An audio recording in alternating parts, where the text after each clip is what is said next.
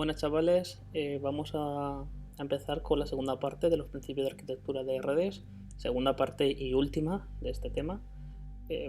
Vamos a ver un poco más cada capa de lo que vimos en el tema pasado y nada, vamos a empezar por la primera, como ya vimos, que era la capa física.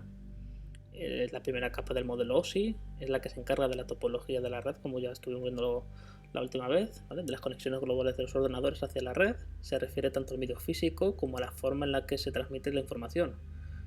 Sus principales funciones se pueden resumir como definir el medio o medios físicos por los que va a viajar la comunicación, ¿vale? Por ejemplo, cables de pares trenzados, cables coaxial, por wifi, aire, lo que es fibra óptica, el cable de fibra óptica que podemos ver aquí, y define las características materiales, ¿vale? Que son los componentes y conectores mecánicos y eléctricas, los niveles de tensión que se va a usar en la transmisión de los datos por los medios físicos. Definir las características funcionales de la interfaz, establecimiento, mantenimiento y liberación del enlace físico.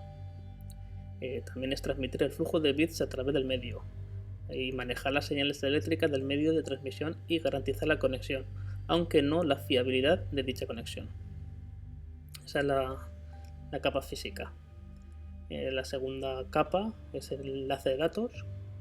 En esta capa es la que se ocupa del direccionamiento físico, del acceso al medio, de la detección de errores, de la distribución ordenada de tramas y del control del flujo. Es uno de los aspectos más importantes que revisar en el momento de conectar dos ordenadores, ya que está entre la capa 1 y 3 como parte esencial para la creación de sus protocolos básicos, que viene siendo la MAC e IP, para regular la forma de la conexión entre ordenadores, así determinando el paso de tramas. Cuando hablamos de tramas, la trama es la unidad de medida de la información en esta capa, que no es más que la segmentación de los datos trasladándolos por medio de paquetes, verificando su integridad y corrigiendo errores, por lo cual es importante mantener una excelente adecuación al medio físico. Los más usados son el cable UTP, el par trenzado o de 8 hilos, con el medio de red que redirecciona las conexiones mediante un router. Dadas estas situaciones, cabe recalcar que el dispositivo que usa la capa de enlace es el switch, ¿vale? Que se encarga de recibir los datos del router y enviar cada uno de estos a sus respectivos destinatarios, servidor, computador, ordenador cliente o algún otro dispositivo que reciba información como teléfonos móviles, tabletas y diferentes dispositivos con acceso a la red. Dada esta situación, se determina como el medio que se encarga de la corrección de errores, manejo de tramas, protocolización de datos y se llaman protocolos a las reglas que debe seguir cualquier capa de modelo OSI. La tercera capa que vamos a ver es la capa de red, la más importante. Las clases que siempre vamos a ver nosotros van a ser la ABC, pues sobre todo la que vamos a usar siempre es la C, ¿vale? Para todo el curso, lo que más vamos a usar. La D y la E, pues ni la vamos a ver. Lo que viene siendo la capa de red, ¿vale? Voy a explicar un poquito lo que viene siendo una dirección IP, que es el número que identifica de manera lógica y jerárquica a una interfaz de red de un dispositivo, ordenador, tableta, portátil, smartphone, que se utilice el protocolo IP, ¿vale? Que corresponde al nivel de la red del modelo TCP, IP y OSI. Las direcciones IPv4 se expresan por un número binario de 32 bits. Se dividen los 32 bits de la dirección en 4 octetos. ¿Qué es eso de los 4 octetos? Pues bueno, vamos a verlo un poquito mejor. A ver si me sale. Vale, pues por ejemplo, si ponemos el 100...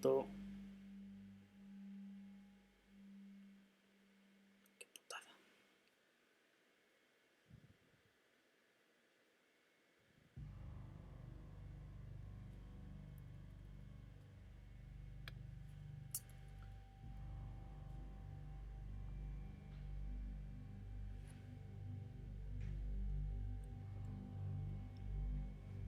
Vamos a ver un poquito mejor, ¿vale? Lo que viene siendo lo de los 4 octetos.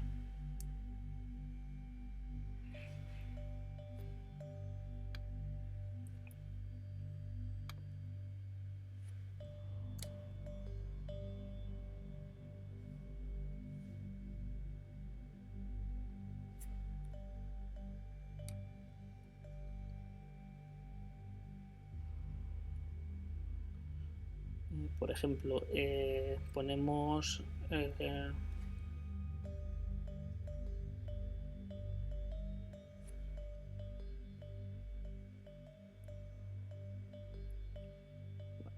a ver si escribo bien, 192.168.1.1, ¿vale? Esto lo que estamos hablando de los 4 octetos, como lo veremos, significa que esto en binario sería el 1, 1, 0, 0, 0, 0, 0, 0, 1, 2, 3, 4, 5, 6, 7, 8, ¿vale?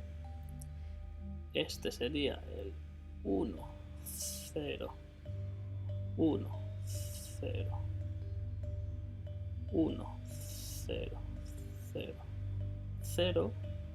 Qué complicado es escribir, y eso que lo estoy haciendo con una tableta. Ese correspondería al 168, y después al 1, 1 serían pues 7 ceros, 1, 5, 6, 3, 6, 7, 1, y lo mismo. Bueno, 3, 3, 7, 0. Pues esto correspondería a este. Esto correspondería a este. Esto correspondería a este. Y el último correspondería al último. ¿Vale? Con eso estamos viendo a lo que referimos con los 32 bits, ¿vale? Que se dividen en 4 octetos. En una red de clase A se asigna el primer octeto para identificar la red, reservando los 3 últimos octetos, 24 bits, para que sean asignados a los hosts, de modo que la cantidad máxima de hosts es de 2 elevado a la 24 y siempre menos 2. En una red de clase A se asigna el primer octeto para identificar a la red, ¿vale? Reservando los 3 últimos octetos, 24 bits, ¿vale? Para que sean asignados a los hosts, de modo que la cantidad máxima de los hosts es de 2 elevado a la 24 menos 2. Se excluye la dirección reservada para broadcast, ese últimos octetos en 255, y de red, que es el último octeto de 0. Es decir, que hay pues 16.777.214 hosts, ¿vale? La clase A es para las redes muy grandes. Después en una red de clase B, esta de aquí, se asignan a 2 primeros octetos para identificar la red, reservando los 2 octetos finales, 16 bits, para que sean asignados a los hosts, ¿vale? Aquí es lo que vemos. Estos 2 serían para los hosts. De modo que la cantidad máxima de hosts por cada red es de 2 elevado a la 16 menos 2, o 65.534 hosts. La clase B se utiliza para las redes de tamaño medio. Un buen ejemplo es un campus grande de una universidad.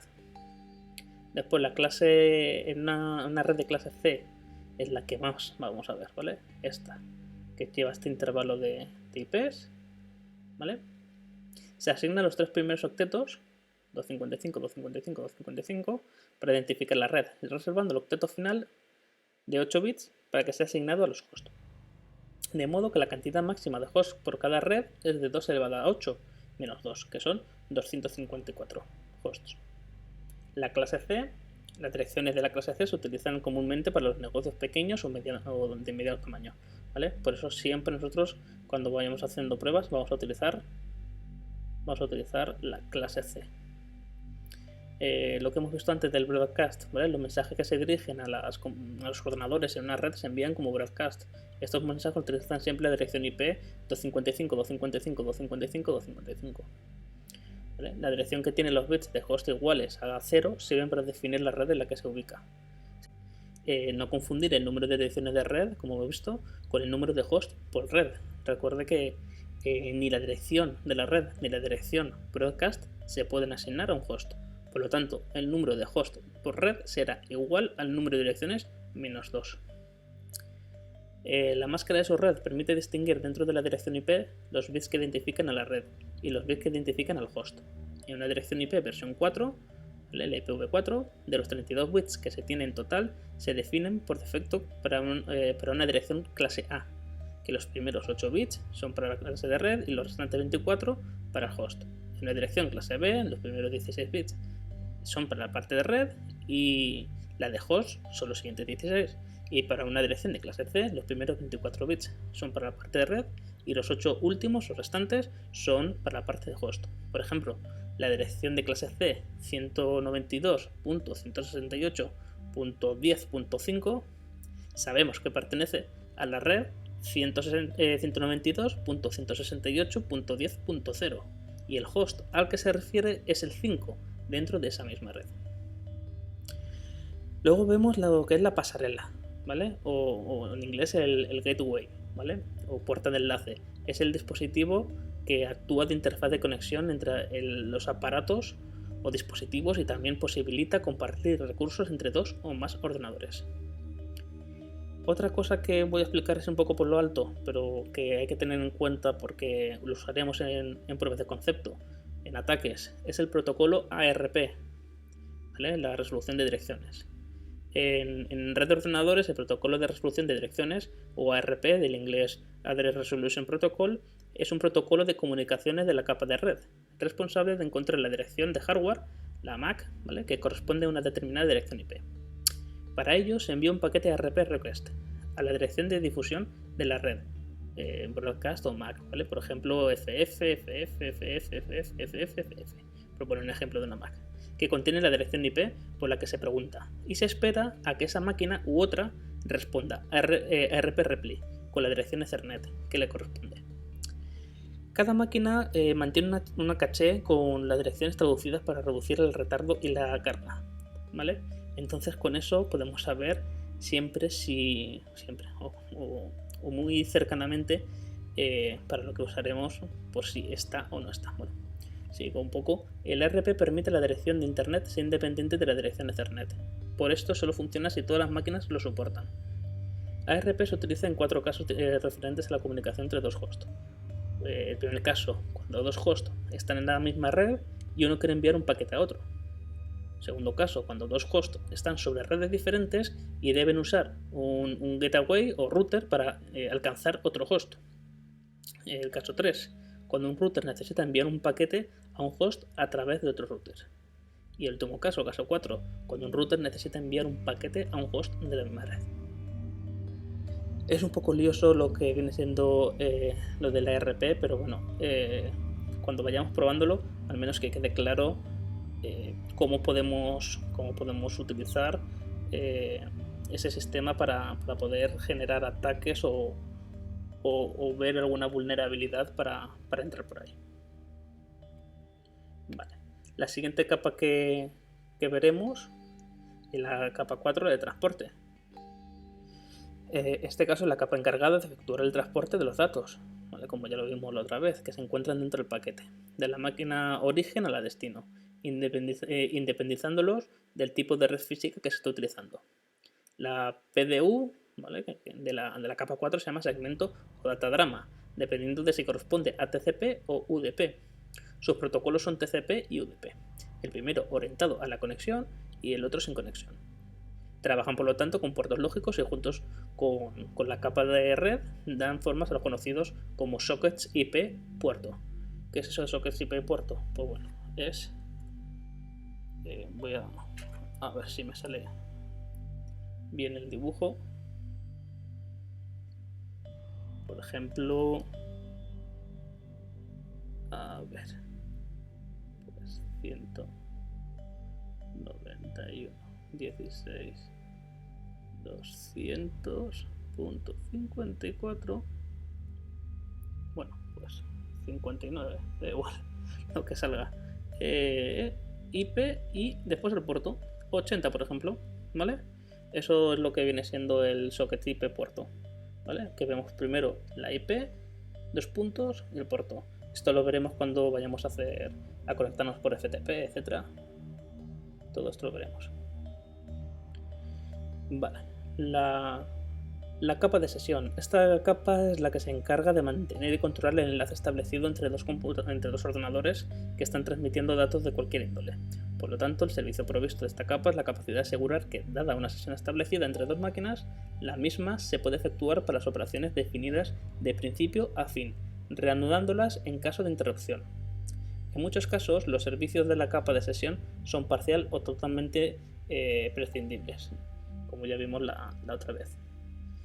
Un ejemplo, pues es esto. El ordenador 1 dice al ordenador que quiere enviarle algo. El ordenador 2 le dice que vale, envíamelo. Entonces establecen una conexión, ¿vale? Entre el ordenador 1 y el ordenador 2. Una vez que ya se ha enviado, ¿vale? Le da gracias, de nada, y se cierra la conexión. Eso es lo que viene siendo más o menos, para que lo veáis físicamente, lo que viene siendo la sesión, la capa de sesión. Ya nos quedan dos capas solo, ya queda poco. La presentación, que es la capa 6. A ver, esta es un poco complicada también de explicar, pero bueno, el objetivo de esta capa, ¿vale?, es encargarse de la representación de la información, de manera que aunque distintos equipos puedan tener diferentes representaciones internas de caracteres, los datos lleguen de manera reconocible, ¿vale? Esta capa es la primera en trabajar más el contenido de la comunicación que el cómo se establece la misma. En ella se tratan aspectos tales como la semántica y la sintaxis de los datos transmitidos, ya que distintos ordenadores pueden tener diferentes formas de manejarlas. Esta capa cumple tres funciones principales. Estas funciones son las siguientes, que viene siendo el formateo de datos, el cifrado y la compresión de datos. Para comprender cómo funciona el formato de datos tenemos dos sistemas diferentes. El primer sistema utiliza el código ampliado de caracteres decimal codificados en binario, ¿vale?, el EBCDIC, para representar los caracteres de la pantalla. Y el segundo sistema utiliza el código americano normalizado para el intercambio de la información, el ASCII, para la misma función.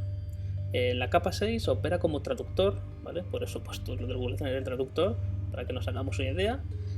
Opera como traductor entre estos dos tipos diferentes de códigos. El cifrado de los datos protege la información durante la transmisión. Las transmisiones financieras utilizan el cifrado para proteger la información confidencial que se envía a través de Internet. Se utiliza una clave de cifrado para cifrar los datos en el lugar de origen y luego descifrarlos en el lugar destino. Así que mientras estás viajando, estamos protegidos nuestros datos están protegidos. ¿Vale? La compresión funciona mediante el uso de algoritmos para reducir el tamaño de los archivos. El algoritmo busca patrones de bits repetidos en el archivo y entonces lo reemplaza con un token. Un token es un patrón de bits mucho más corto que una representación